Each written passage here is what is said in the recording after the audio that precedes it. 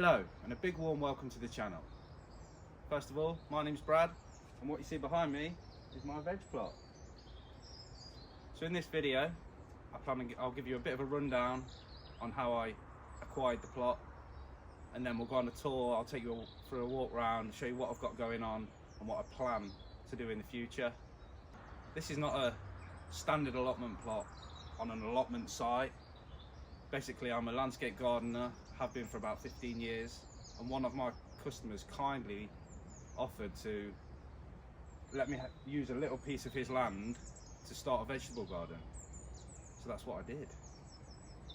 So the only structures that were here was this polytunnel and then the shed that's fallen to bits on the right. Everything else before this was just like what you see up the top, just weedy pasture, up here grass. So yeah, it's all been developed in the past 2 years.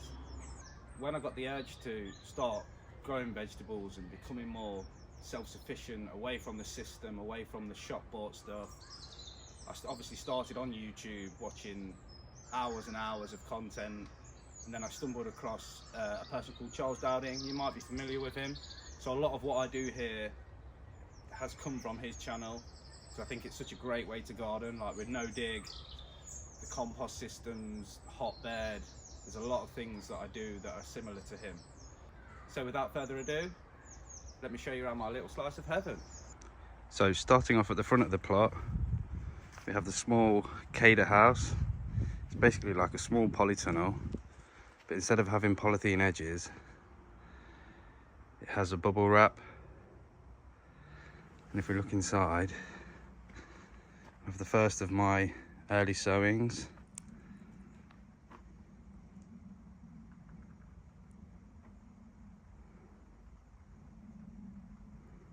Onions, spring onions at the back, broad beans, some cabbage, Savoy cabbage and spring cabbage, broccoli and cauliflower, and at the front there we have the next succession of spring cabbage. Got my potatoes chitting. These are my first earlies.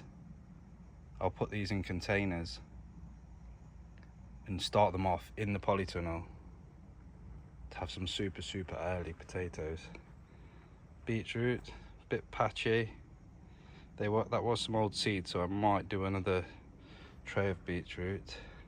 Then we have radish, strong and healthy, and some Tokyo cross turnips. Now along this left hand side, I planted some strawberries from an existing patch outside, but last year I found the squirrels and the birds just got into them and hammered them. So I've put them in here, hopefully for a bit of better protection. And with the extra warmth, they've sprouted new leaves. So hopefully these can be classed as like my first earlies, and then I can have a fresh patch outside for like my later varieties. Along the back of there, I've got garlic, which was planted October. And then I've got along this side some more garlic. Just see them ones down there, just coming through. And there's some more mature ones there. And in this corner, I'll do a separate video on this, but this is called a hotbed, or well, the structure of a hotbed. And what I do is about end of March, I'll fill that with fresh horse manure, and as it starts to break down, it starts to produce heat, and then it's a perfect place for your heat-loving plants like peppers, tomatoes, cucumbers, melons. I've got a lid that goes over the top with a polythene lid, so that space just stays frost-free. And because we're completely off-grid here, it's a good way to do it without electricity.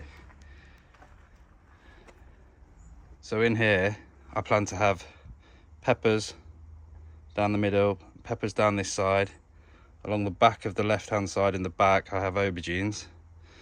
I do a quick succession of lettuce in here, in between where the peppers are going to go, because they're normally finished as the peppers are just getting mature into size. So we then come out of the small polytunnel and through the arch where I grow beans up in the summer.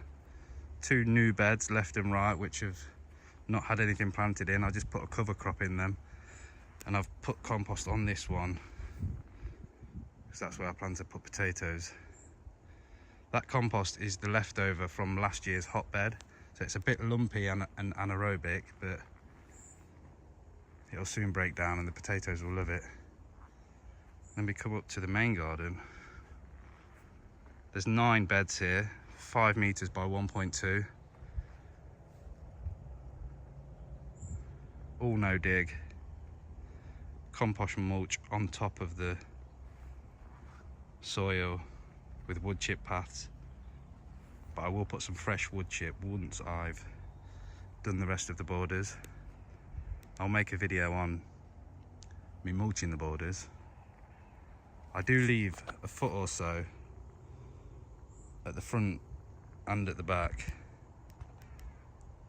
for planting flowers. In fact, the whole back is one complete flower border. It's got dahlias and lupus in from last year. Here's some stuff I tried to overwinter. First year of overwintering. This leeks is a late variety, but I wasn't very impressed with them. They've just not got any size to them. They're all fairly thin, but they're still beautiful. Under the white cover we have spinach, which was overwintered. Been harvesting all the way through the winter. I've just put the fleece on now to try and give it a kickstart. Keep some warmth in there. And under the yellowy mesh, the spring cabbage, which was planted around the end of October. I lost a few to slugs. We had a bad year for slugs last year, but they're all looking healthy and should be cropping April, May. And then the final bed of leeks, they've done really well. Been eating these all winter, so healthy. Green. Just go around removing any dead leaves that I see and just basically harvesting. Just there, directly to the left of the polytunnel, we plan on putting a new shed in because the shed here is on its last legs. So in the coming months there'll be a shed base and a new shed being erected. Then I'm going to do, using the timber from the old shed, I'm going to kind of create like an overhang, so I have a bit of outdoor storage space as well. I had to put up this temporary fence in because the deer were just annihilating everything that I planted. The first year I did it, we did have rabbits, but last year there was I've not seen a single rabbit, so I'm not sure what happened there. This was brand new last year. It needs a bit of a clean, which we'll give one very soon. I might make a quick video on that as well, because there's a special substance I use before cleaning it off. In here, done some more overwintering, harvesting and whatnot. I'll talk you through what I've got first, and I'll talk you through the plans with this. And here we have garlic along the back, as always. Some chard here, green chard and rainbow chard. And then we have 2 different types of kale that I've been harvesting all winter. And then in the bed next to it we have the salad, mainly lettuce leaves for picking up for overwinter, for winter salad mix. Mizunas that are doing really well, and then the lettuce down the far end. I just picked the outer leaves. Then in this bed, these are the Asian greens. So glad I did these this year. They've provided lots and lots of Asian greens, loads of beautiful winter greens, almost like spinach when you cook them, but a bit more robust and a bit better tasting as well. When you have the mix of them, you can use them all rounder really. You can have them cold with a salad, even with like a Sunday roast or noodles, ramen. Beautiful. They're just starting to flower though, some of them. They're coming to the end of their growing period, so I'll have these out soon and I'll do another quick succession of lettuce in here before the warm stuff goes in, like tomatoes and cucumbers. And then on this side, another patch of spinach. Been harvesting all winter through, little and often really, but it's just starting to pipe back into life. Now we're having some warmer temperatures, so they'll be harvesting thick and fast soon before they go to bolt in about May time. And same again, garlic all the way along the back.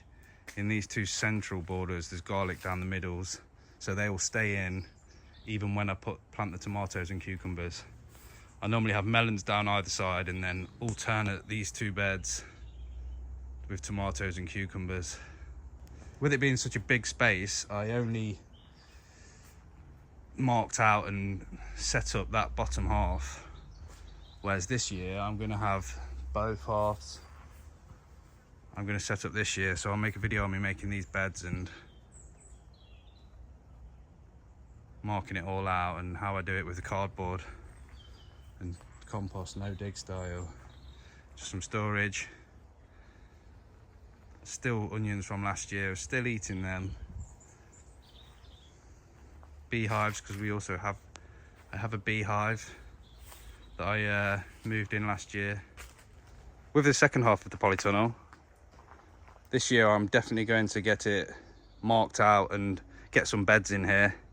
I just didn't want to do the whole lot and it become a bit overwhelming, as I work full time as well, so I want to do it bit at a time and work through it. But this year, definitely May, June time, just before all the warmth loving plants go in, just like French beans, courgettes, squash. I might even do some sweet corn in here as well, so I'll make another video on that, so watch this space. So as we come out of the main polytunnel, over in that corner is where my compost system is. I do a complete breakdown of my compost system and how I do it. And then somewhere up there are my little pet bees. Still a complete novice and beginner at keeping bees. A lot more tricky than I thought. But you live and learn.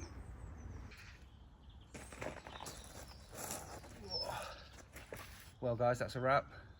I hope you've enjoyed walking around with me. Had great fun putting this video together. Got a cascade of bloopers that I might make a little snippet of. Lots of swearing. Like I mentioned before, I have lots of cool and interesting stuff that I want to show you and share with you.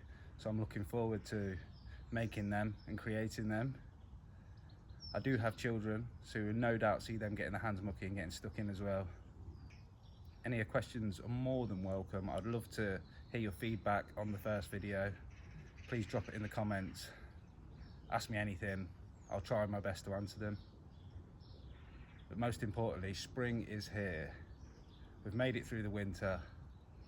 The garden is starting to come alive. So if you want to join me on this journey, hit that subscribe button and let's get growing together. Ciao.